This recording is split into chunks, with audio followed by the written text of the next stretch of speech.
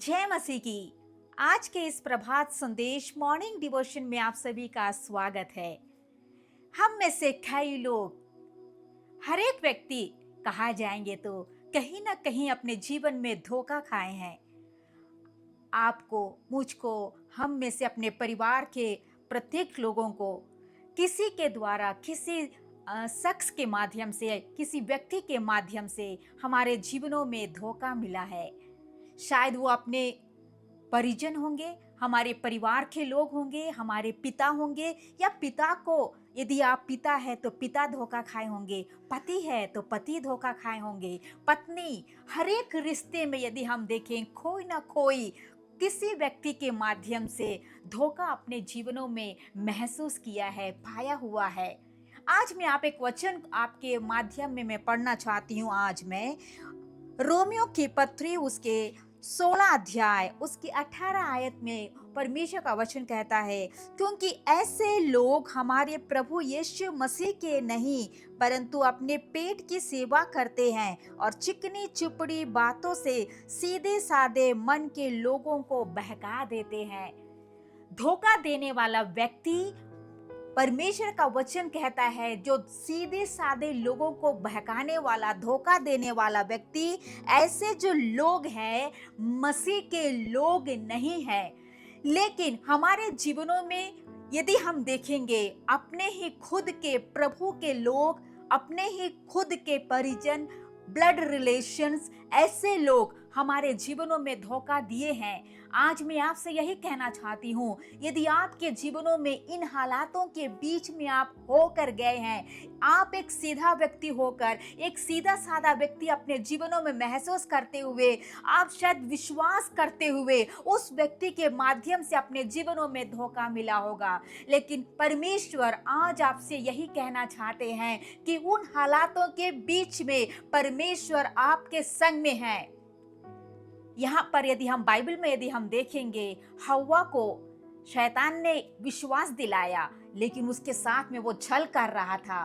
परमेश्वर ने जो आज्ञा उसे दिया था उसे न मानकर शैतान ने उसके जीवन को बहका दिया। छल की बातों से उसके मन को, उसके सीधी बातों, जो चरित्र को, उसके जीवन को बदल दिया, और वो धोखे में आकर अपने पति को भी उसने धोखा दिया।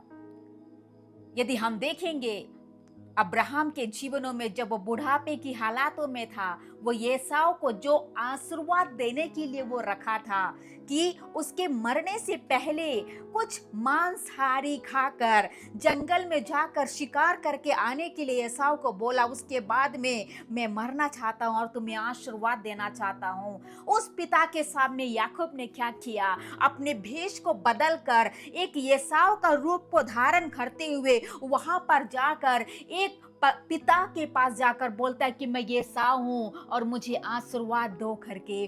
और उस आशीर्वाद को, एसाव की आशीर्वाद को याकूब पा लेता है। आज यही बातें हमारे जीवनों में है, हमारे परिवार के जीवनों में है। जिन हालातों में जो व्यक्ति को जो चीज मिलने थी वो चीज ना मिलकर किसी और व्यक्ति हमारे उन आशीर्वादों को, हमारे उस ब्लेसिंग्स को, हमारे उस जो हमारा है वो कोई और ले लेता है। कितने ऐसे लोग हैं जो मुझे सुनने वाले, आपको मिलने वाली चीजें, आपके पास में होने वाली बातें वो कोई और छीन के चला जाता है। कई बार हमारे जीवनों में निराशा आ जाती है, कई बार हम टूट जाते हैं, कई बार हमारे जीवनों में तकलीफों से होकर जाते हैं। लेकिन याकूब को परमेश्वर ने पकड़ा, उसके जीवन को बदला, उसके नाम को बदलकर इस्राएल नाम दिया। परमेश्वर उसके संग में रहा। प्रभु यीशु मसीह के जीवन काल में यदि हम देखेंगे, पतरस प्रभु यीशु से कहता था कि मैं तुमसे बहुत ही ज्यादा यीशु को मैं प्रेम करता हूँ, लेकिन उसने भी क्या किया, उसने भी प्रभु यीशु मसीह को छल किया, धोखा दिया और ये कहा मैं तो यीशु को जानता ही नहीं हूँ। लेकिन क्या हो गया, अंत में यही पतरस प्रभु यीशु के लिए बढ़कर काम किया, बढ़कर बहुत सारे लोगों को परमेश्वर के करीब में लाया, बहुत सारे मिरेकल उसने अपने जीवनों में किया। मेरे प्रियो, आज यदि हम मसीह लोग, यदि हम अपने ही लोगों को धोखा देने वाले यदि हम हैं, यदि आप जानते हैं परमेश्वर आपसे यही बातचीत करना चाहता है, आपके जीवन में परमेश्वर ने आशीष और ब्लेसिंग्स दिया हुआ है, उन आशीषों को परमेश्वर और बढ़ताया से आपको देना चाहता है, लेकिन उसके चीज में परमेश्वर आपके जीवनों को बदलकर एक नया व्यक्ति पाना चाहता है, ताकि आप बढ़कर परमेश्वर के लिए काम कर सके।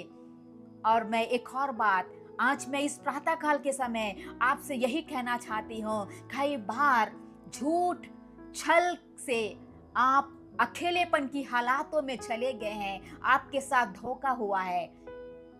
कई बार आप ऐसे हालातों में हैं, आपकी सारी घर, आपकी जमीन, आपके पैसे, आपके सारी बातें किसी और के पास में चला गया है धोखे के माध्यम से, और आप आज बेसहारा होकर, कुछ भी हालात नहीं है, आपके पास में सब कुछ चला गया। उनसे परमेश्वर का वचन यही कहना चाहता है कि परमेश्वर उन हालातों के बीच में खुदावन आपके साथ में रहकर वो परमेश्वर आपको मानेगा, परमेश्वर आपके संग में रहेगा। जो धोखा, जो छल, जो लोगों ने आपके साथ में किया है, उस क्षेत्र में परमेश्वर आपको मानने वाला परमेश्वर है, आपको बहुत आय से वो आशीष प्रदान करेगा। इस वचन के द्वारा परमेश्वर आप सभी को आशीष दे।